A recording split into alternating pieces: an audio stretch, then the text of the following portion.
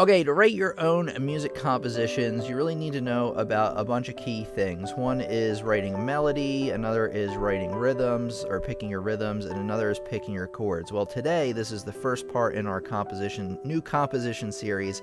We're going to be talking about how to pick chords for your composition piece. Now, picking chords for your composition is the backbone to the piece that you're writing. You want to choose chords based on the overall flavor and mood you want your piece to be in. So I will show you the method in which I use to pick the chords. A couple of considerations going into details about the mood of your piece. Think about, are you going to write a happy piece? In which case you're probably going to choose chords that are major, which are happier, brighter sounding chords. If you're going for something a little bit more dark and minor, you're probably going to be choosing mostly minor chords. And then, of course, you can choose a mix of them if you're going for something a little bit more melancholy or in between, or you just want to add in a little flavor into your pieces. Okay, the number one thing I do when I first start out is pick a key. So the key will determine the possible chords you get to choose from. Picking a key will also ensure your piece has a tonal center, which basically makes the listener hear a logical path for the harmony and the melody. So let's take a look right here. Okay, so a key basically tells you what notes are sharp or flat in your piece. So if you have like the key of C, the key of C by definition has no sharps or flats. So it's from C up to the next C and all the white keys in between. And the tonic is what we call C. That's also what our tonal center will be around, meaning that the notes kind of focus around and come back to C, and that kind of guides the listener to basically have an ending point, a middle point, or a beginning point, and middle point, and ending point to your piece. Okay, so let's pick a key. So let's say we have the key of G. And if you don't know much about keys, I will make sure to put a video in the description so you can learn more about, how to figure out what key you're in and so forth. If not, you can just look these up on the internet. So the key of G has one sharp, F sharp. And so the tonal center, and also called the tonic, beginning and starting ending notes, will also be G. And we just have to keep in mind that in our piece, we have replaced all Fs with an F sharp. All right, let's continue on. Okay, number two, what I like to do for this method is then write out the scale for that key. A scale is when you put all the notes in a key in order from the tonic to the next tonic. So I kind of already played that with the key of C. Okay, so I already picked out for the key of C, and as I said, it was from one C to the next C, all the keys in between. So when I played that, I actually played the C major scale. The G major scale, which is what key we're in right now, you're going to start on G, and then when you get up to F, you're going to replace that F with an F sharp. So when you play them all in a row from the tonic up to the next tonic, all the notes in between with the sharps or flats, that is what's called the scale. So you want to first write out the scale because that will help you visualize what notes you're going to be working with. Okay, so there is our G major scale. You have to keep in mind that you may be asking, well, where is that F sharp? Well, remember that the F sharp is in the key signature, so we don't need to write it out in the middle of the scale. But if you're new to writing these scales out, you might want to write out the F sharp in there just as a reminder that says, hey, you got an F sharp. Okay, let's go on to the next step. Okay, number 3 is you want to build your chords on each note of the scale. So there are 7 individual notes in the scale because the first and last one are the same. And you can build a note or a chord on each note of the scale by basically playing that note and then skipping a note, playing the next note, skipping a note, playing the next note, evenly stacking notes. Now you have to be careful because anytime you get to a chord with an F in it, it has to be F sharp. So the key signature also applies when you're building these chords. Just like that. So let's write this out. I'm going to take the sharp away because it is in the key signature. Okay. So there are now, how many chords do we have to work with? Well, since there were 7 individual notes, 1, 2, 3, 4, 5, 6, 7, you know, the first and last one are the same, there are 7 individual chords to work with as well. Let me get this up on the full screen. Okay, now one thing to keep in mind is that these chords are written usually in Roman numerals. So instead of writing, you know, 1, 2, 3, 4, 5, 6, 7, 8, they are commonly written as I, 2 I's, actually like that. So that's 2. Oh, wait, hold on.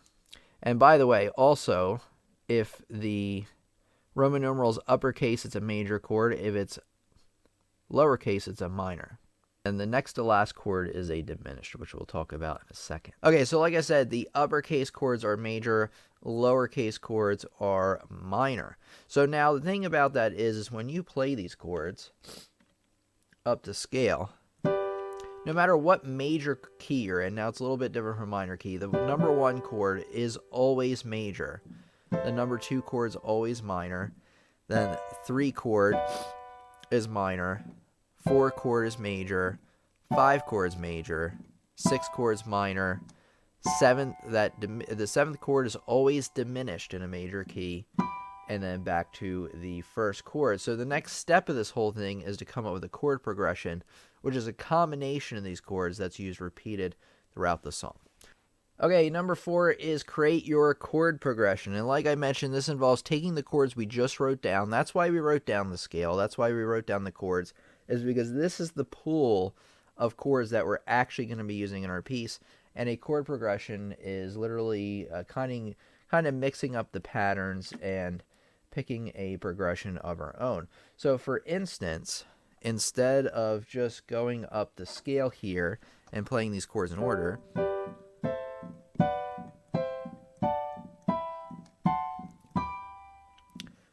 I should have showed you here.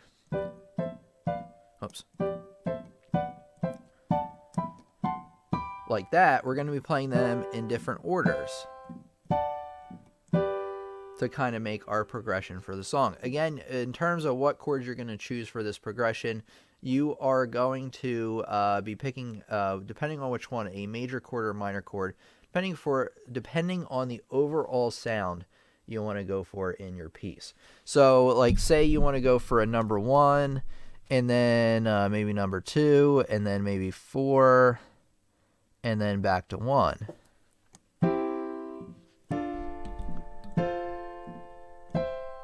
Which isn't too bad. Yeah, it doesn't sound too bad. So you want to experiment around with different chord progressions to see which ones sound good. If I wanted to go for all major, I'd probably just go for 1, 4, 5, and then 1, since those are all major, and that would fit a really upbeat, happy kind of piece.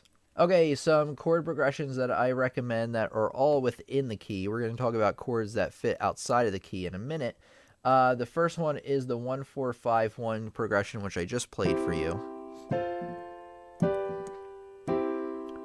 The next is the 1-2-5-1. Now, why would you use 1-2-5-1 versus 1-4-5-1? Well, that 2 chord is a minor chord, so it kind of adds in a different flavor. And then you have a 1-4-7-1 chord. Now, why would I use that 7 chord instead of a 5 chord? Well, the 7th chord is a diminished chord, which has a scarier, tenser kind of sound, and the 5 chord is a standard major chord. So a big part of this is experimenting around with the chords you have in front of you to see if you can come up with a progression that sounds good. Right off, just right off the cuff, I come up with 1, 3, 4, 5, and it has a nice little sound to it, so I might, pick that for my song.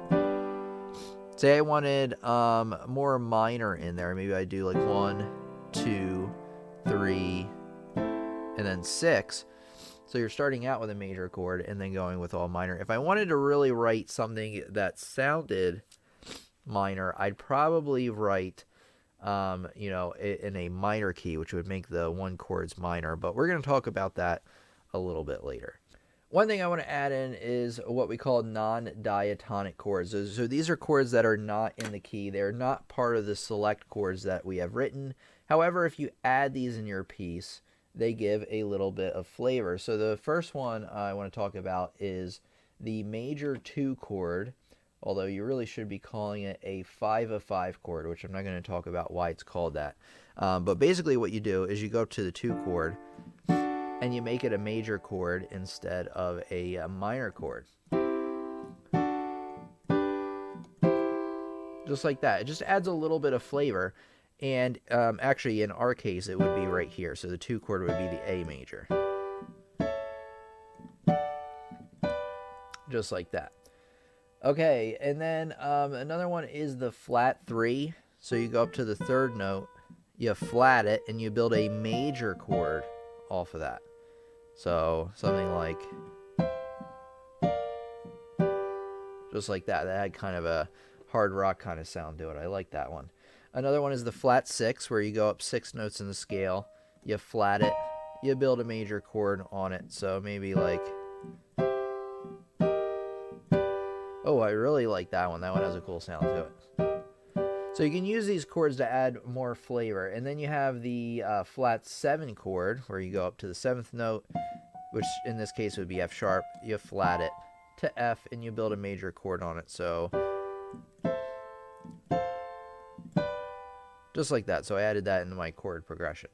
Okay, let's take a look here. So I've also given you some recommended progressions based on what I just talked about. So one is like the 1, 4, and then you want to go to 5/5, and then 5, 1, and then 1, 4, flat 3, which is B flat, and then back to 1.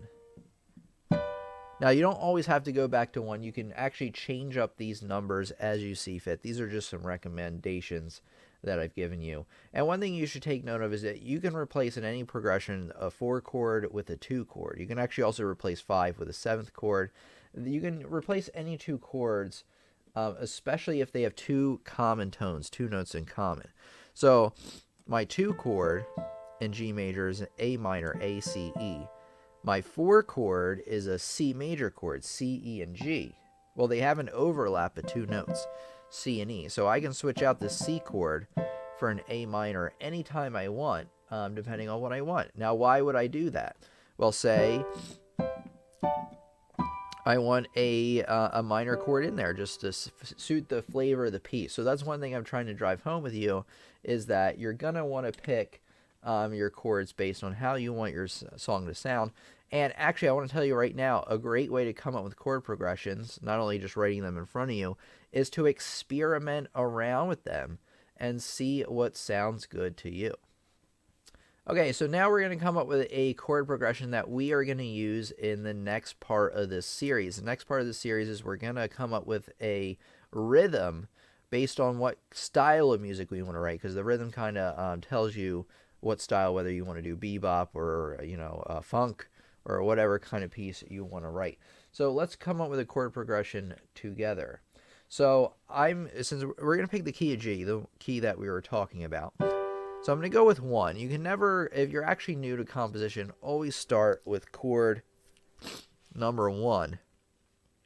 And then, let's see, 1, and then I like 4, maybe flat 3, 1. So 1, 4, flat 3, 1. That has kind of a nice hard rock feel to it, which I think is what we're going to shoot for in our next lesson.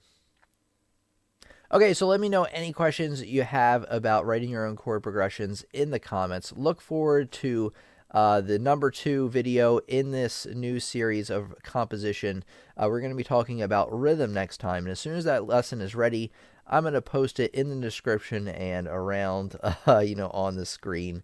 Here, so make sure to check that out. This is at least a 3-part series. If it goes well, I'll continue it. We'll actually export these files as MIDI, and then we'll put them into something like Ableton Live.